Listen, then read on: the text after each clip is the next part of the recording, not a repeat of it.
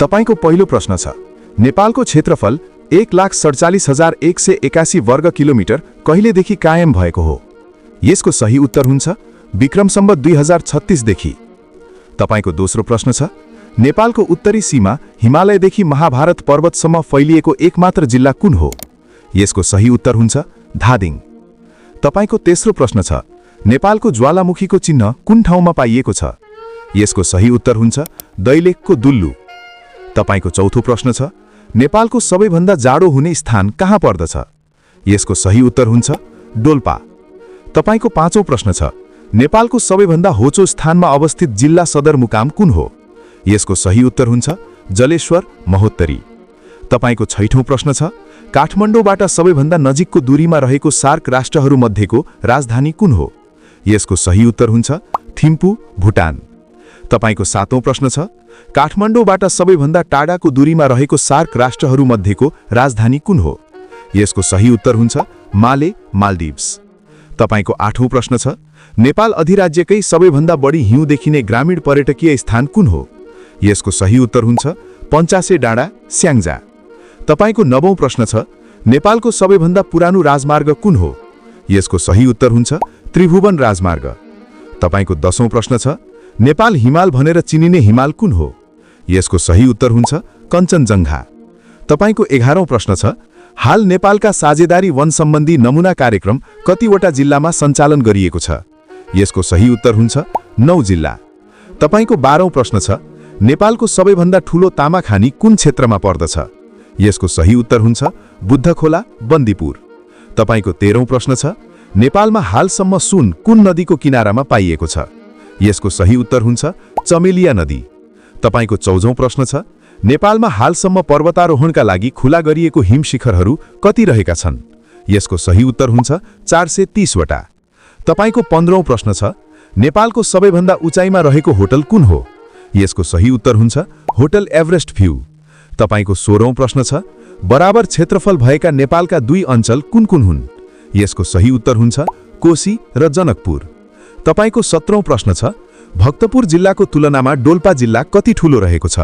यसको सही उत्तर हुन्छ 66 गुणा। तपाईको 18औं प्रश्न छ, नेपालको सबैभन्दा बढी र कम पानी पर्ने स्थान कुन कुन हुन्?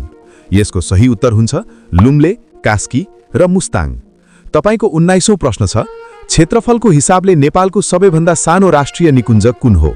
यसको सही उत्तर हुन्छ रारा राष्ट्रिय निकुञ्ज। तपाईको 20औं प्रश्न छ, पाँचथरदेखि बैतडीसम्मको मध्य पहाडी लोकमार्गको लम्बाइ कति रहेको छ? यसको सही उत्तर हुन्छ 1776 किलोमिटर। तपाईको 21औं प्रश्न छ, कोइलाको लागि प्रसिद्ध स्थान कुन हो? यसको सही उत्तर हुन्छ चतरा, सुनसरी। तपाईको 22औं प्रश्न छ, काँचो छालाको लागि प्रसिद्ध नेपालको जिल्ला कुन हो? यसको सही उत्तर हुन्छ दैलेख। तपाईको 23औं प्रश्न छ, नेपालको स्विजरल्यान्ड भनेर कुन स्थानलाई चिनिन्छ? यसको सही उत्तर हुन्छ जिरी। तपाईको 24औं प्रश्न छ, राणाकालमा नेपाललाई कति जिल्लामा विभाजन गरिएको थियो? यसको सही उत्तर हुन्छ 35 जिल्लामा। तपाईको 25औं प्रश्न छ, नेपाललाई 14 अञ्चल 7 जिल्लामा कहिले विभाजन गरिएको हो? यसको सही उत्तर हुन्छ विक्रम सम्वत 2018 वैशाख 1 गते। तपाईको 26औं प्रश्न छ, नेपालमा सरदर कतिवटा पहाड छन्? यसको सही उत्तर हुन्छ 835 वटा। तपाईको 27औं प्रश्न छ, भित्री मधेसले नेपालको कति प्रतिशत भूभाग ओगटेको छ? यसको सही उत्तर हुन्छ 8.5%। तपाईको 28औं प्रश्न छ, भावर प्रदेशले नेपालको कति प्रतिशत भूभाग ओगटेको छ? यसको सही उत्तर हुन्छ 4.4%। तपाईको 29औं प्रश्न छ, भित्री मधेसको सबैभन्दा ठूलो उपत्यका कुन हो? यसको सही उत्तर हुन्छ दाङ उपत्यका। तपाईको 30औं प्रश्न छ, भारतसँग सिमाना जोडिएका जिल्लाहरू कतिवटा रहेका छन्? यसको सही उत्तर हुन्छ 26 वटा। तपाईको 31औं प्रश्न छ, बराबर क्षेत्रफल भएका जिल्लाहरू कुन कुन हुन्? यसको सही उत्तर हुन्छ रामेछाप र तनहुँ तथा डोटी र बर्दिया। तपाईको 32औं प्रश्न छ, नेपालको सबैभन्दा अग्लो स्थानमा रहेको जिल्ला सदरमुकाम कुन हो? यसको सही उत्तर हुन्छ सिमीकोट, हुम्ला। तपाईको 33औं प्रश्न छ, नेपालको सबैभन्दा कान्छो जिल्ला कुन हो? यसको सही उत्तर हुन्छ पूर्वी रुकुम। तपाईको 34औं प्रश्न छ, नेपालको सबैभन्दा कान्छो अञ्चल कुन थियो? यसको सही उत्तर हुन्छ राप्ती। तपाईको 35औं प्रश्न छ, नेपालको कुल भूभागको कति प्रतिशत वन जङ्गलले ढाकेको छ? यसको सही उत्तर हुन्छ 44.74%। तपाईको 36औं प्रश्न छ, स्वच्छ वातावरणका लागि कति प्रतिशत वन जंगल आवश्यक पर्दछ? यसको सही उत्तर हुन्छ 43%। तपाईको 37औं प्रश्न छ, नेपालमा सबैभन्दा बढी प्रयोगमा आएको खनिज पदार्थ कुन हो? यसको सही उत्तर हुन्छ चुनढुङ्गा। तपाईको 38औं प्रश्न छ, नेपालमा कति प्रजातिका सर्पहरू पाइन्छन्? यसको सही उत्तर हुन्छ 89 प्रजाति। तपाईको 39औं प्रश्न छ, सर्वप्रथम सगरमाथा आरोहण गर्ने प्रयत्न कहिले गरिएको थियो? यसको सही उत्तर हुन्छ सन् 1921 मा। तपाईको 40औं प्रश्न छ, नेपालमा पर्वतारोहणको सुरुवात सर्वप्रथम कुन हिमालबाट गरिएको थियो? यसको सही उत्तर हुन्छ अन्नपूर्ण हिमाल। तपाईको 41औं प्रश्न छ, सगरमाथा सिङ्गमर्मरलाई क्याल्सियम कार्बोनेटबाट बनेको छ? यसको सही उत्तर हुन्छ सत्य। तपाईको 42औं प्रश्न छ, नेपालबाट तिब्बतको ल्हासासम्मको दूरी कति रहेको छ? यसको सही उत्तर हुन्छ 840 किलोमिटर। तपाईको 43औं प्रश्न छ, नेपालको सर्वोच्च हिम स्रोत भएको नदी कुन हो? यसको सही उत्तर हुन्छ दुधकोशी। तपाईको 44औं प्रश्न छ, नेपालको नक्सासँग मिल्दोजुल्दो जिल्ला बागलुङ हो भने नेपालको नक्सासँग मिल्दोजुल्दो देश कुन हो? यसको सही उत्तर हुन्छ पोर्चुगल। तपाईको 45औं प्रश्न छ, एउटै नामले दुईतिर बग्ने नदी कुन हो? यसको सही उत्तर हुन्छ राप्ती। तपाईको 46औं प्रश्न छ, गुल्मी जिल्लालाई कहिले कफी क्षेत्र घोषित गरियो? यसको सही उत्तर हुन्छ विक्रम सम्वत 2041।